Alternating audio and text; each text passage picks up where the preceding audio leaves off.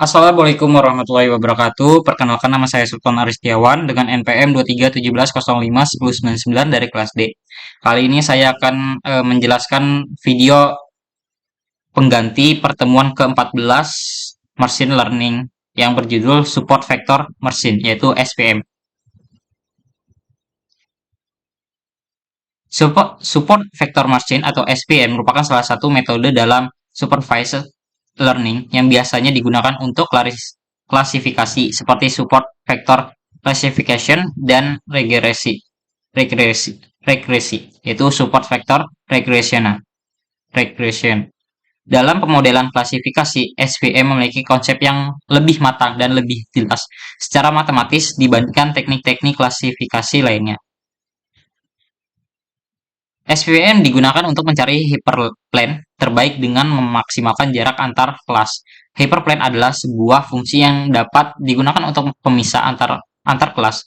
Dalam 2D, fungsi yang digunakan untuk klasifikasi antar kelas disebut sebagai line, whereas fungsi yang digunakan untuk klasifikasi antar kelas dalam 3D disebut sebagai plane similarity. Sedangkan fungsi yang digunakan untuk klasifikasi di dalam ruang kelas dimensi yang lebih tinggi disebut sebagai hyperplane. Kelebihan dan kekurangan. Yang pertama, kelebihannya. Yang pertama, efektivitas pada dataset berdimensi tinggi. Metode ini cocok untuk kasus-kasus dengan jumlah fitur dimensi dalam data lebih besar dibandingkan jumlah sampel data. Yang kedua, margin pemisah kelas yang jelas.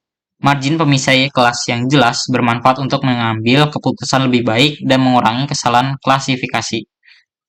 Yang ketiga, fungsi kernel yang beragam. Fungsi ini dapat digunakan untuk data yang tidak linearly separable.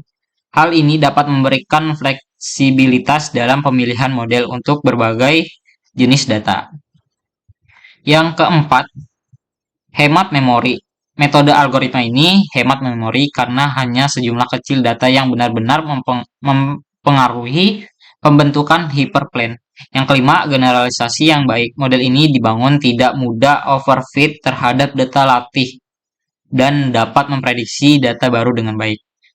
Selanjutnya kekurangannya. Yang pertama, skalabilitas. Metode algoritma ini tidak efisien untuk data yang sangat besar karena membutuhkan pelatihan yang lebih lama dibandingkan algoritma lainnya. Yang kedua, kelas tumpang tindih. Metode algoritma ini bisa berfungsi ketika terdapat banyak noise atau kelas target yang tumpang tindih. Yang ketiga, kebutuhan parameter. Memilih parameter yang tepat untuk fungsi kernel dan regularitas bisa menjadi tantangan dan perlu penyetelan yang cermat. Formula matematis linear SVM. Terdapat dua formulatif yang dapat digunakan dalam linear SVM, yaitu yang pertama hard margin linear, yaitu SVM.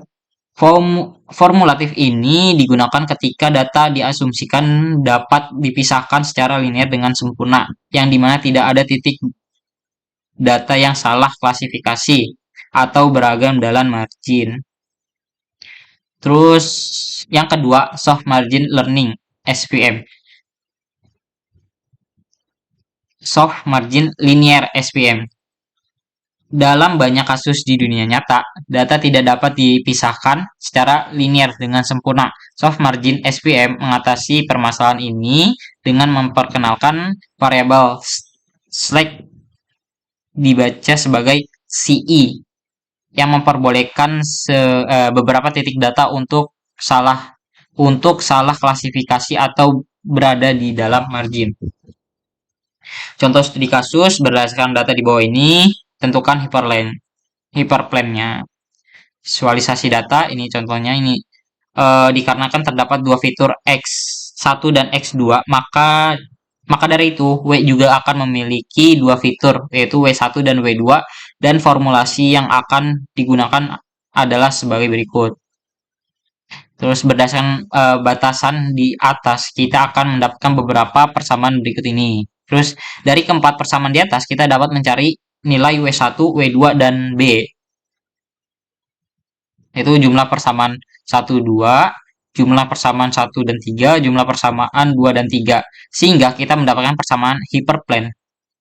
sehingga kita mendapatkan persamaan hyperplane-nya sebagai berikut.